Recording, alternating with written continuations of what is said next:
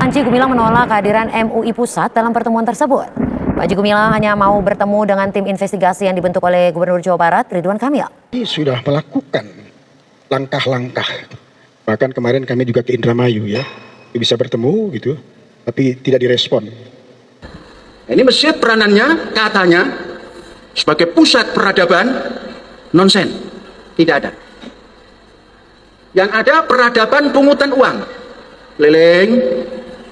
Kalau itu peradaban, memalukan. Maknanya orang yang masuk masjid ini pelit, diedarkan kotak baru ngasih. Kalau peradaban, mestinya setiap penghuni masjid ini punya rekening khusus untuk ditransfer ke masjid. Bismillah. Assalamualaikum warahmatullahi wabarakatuh. Alhamdulillah wa sholli ala nabiyina Muhammad wa ala alihi washabbihi ajmain. Ya, teman-teman sekalian, semoga selalu sehat dan tetap semangat. Kali ini kita akan tetap terus watawasau bil haq watawasau bis sabr. Membantah ataupun menepis subhat, tuduhan-tuduhan sang pimpinan Al-Zaitun Pak Panji Gumilang yang mengatakan bahwa masjid adalah tempat peradaban, pusat peradaban kaum muslimin. Nonsen, nggak ada.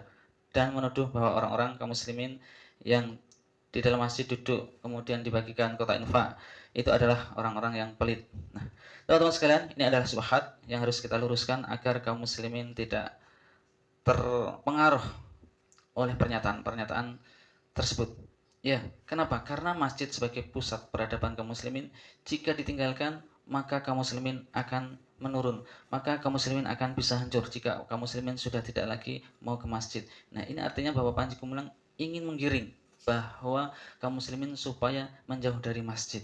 Ya, kurang lebihnya seperti itu. Maka kita bantah. Yang pertama adalah di dalam surat Jin, teman-teman sekalian, Allah Subhanahu wa taala berfirman, "Wa annal masajida lillahi fala tad'u ma'allahi ahada." Dan sesungguhnya masjid-masjid itu adalah kepunyaan Allah. Maka janganlah kalian menyembah seseorang, menyembah siapapun selain Allah, di samping juga menyembah Allah Subhanahu wa taala. Ya, masjid adalah kepunyaan Allah. Tidak mungkin kepunyaan Allah itu tidak ada manfaatnya. Tidak mungkin, tidak ada gunanya, tidak mungkin. Bahkan Nabi Shallallahu alaihi wasallam, Nabi Muhammad Shallallahu alaihi wasallam menegaskan kembali bagaimana kedudukan masjid. Di dalam hadis riwayat Muslim, teman-teman sekalian, ahabbul biladi ilallahi masajiduha wa abghadul biladi ilallahi aswaquha. Tempat yang paling dicintai oleh Allah adalah masjid, dan tempat yang paling dibenci oleh Allah adalah pasar. Nampak jelas bahwa tempat yang paling dicintai Allah adalah masjid. Tentu saja siapa saja yang berada di masjid itu dengan segala kegiatannya pasti akan mendapatkan kemanfaatan. Dan ini artinya bahwa sumber ataupun pusat peradaban kaum muslimin, peradaban manusia adalah diawali dari masjid. Coba kita perhatikan teman-teman sekalian, manfaat masjid ataupun yang biasa dilakukan di masjid. Pertama adalah berzikir kepada Allah Subhanahu wa taala dengan segala amalannya. Berzikir, kemudian baca Quran, termasuk sholat, ya, dan lain sebagainya. Dan beribadah dengan mendirikan sholat. Artinya teman-teman sekalian bahwasanya di masjid itu adalah pondasi peradaban, yakni beribadah kepada Allah Subhanahu wa taala dengan mentauhidkan Allah Subhanahu wa taala, menyembah hanya kepada Allah dan meninggalkan segala sembahan selain Allah, memurnikan akidah. Artinya peradaban yang paling tinggi sesungguhnya adalah peradaban yang diawali dengan, didasari dengan mentauhidkan Allah Subhanahu wa taala. Dan peradaban yang paling rendah, teman-teman sekalian, adalah ketika manusia tidak mentauhidkan Allah Subhanahu wa taala. Kemudian selain berzikir kepada Allah, beribadah dengan mendirikan salat, membaca Al-Qur'an, juga di sana mengajarkan agama Islam.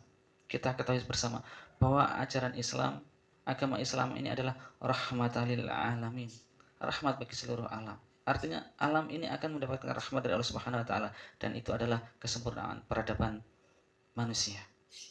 Di sana diajarkan tentang menyembah Allah Subhanahu wa taala, mentauhidkan Allah Subhanahu wa taala. Di sana di dalam ajaran Islam juga diajarkan bagaimana bermuamalah, berinteraksi dengan sesama manusia sehingga peradaban-peradaban akan tertata. Bahkan urusan keluarga, urusan suami istri, kemudian bapak anak, menantu, mertua, dan lain sebagainya diatur di dalam Islam. Bahkan urusan ekonomi, jual beli, kemudian berbagai macam diajarkan sehingga tatanan masyarakat akan baik. Bahkan urusan negara sekalipun urusan peperangan, sekalipun urusan dengan negara lain, urusan dengan orang kafir, negara kafir juga diatur semuanya, sehingga akan menjadikan peradaban yang baik. Dan sebaliknya, yang semakin menjauh dari agama Islam, maka akan mendapatkan peradaban yang rendah, serendah-rendahnya. Sudah banyak ya teman-teman sekalian, kisah-kisah di zaman dahulu, dari mungkin Fir'aun, kemudian bangsa Samud, bangsa Ad, kemudian kaumnya Nabi Lot, dan lain sebagainya. Semuanya akhirnya juga hancur, akhirnya juga hina dina di hadapan Allah Subhanahu wa Ta'ala, dan berakhir dengan mengenaskan. Nah, teman-teman sekalian, ini pernyataan Pak Panji Gumilang ini berbahaya dan sepertinya ingin menjauhkan kaum muslimin dari masjid, sehingga kaum muslimin tidak akan memiliki peradaban lagi. Wallahu alam. Kemudian tentang yang satunya lagi, teman-teman. Orang yang masuk masjid ini pelit, diedarkan kotak baru ngasih. Kalau peradaban, mestinya setiap penghuni masjid ini punya rekening khusus untuk ditransfer ke masjid. Tentang orang yang di masjid adalah orang yang pelit, naudzubillah. Tidak, teman-teman.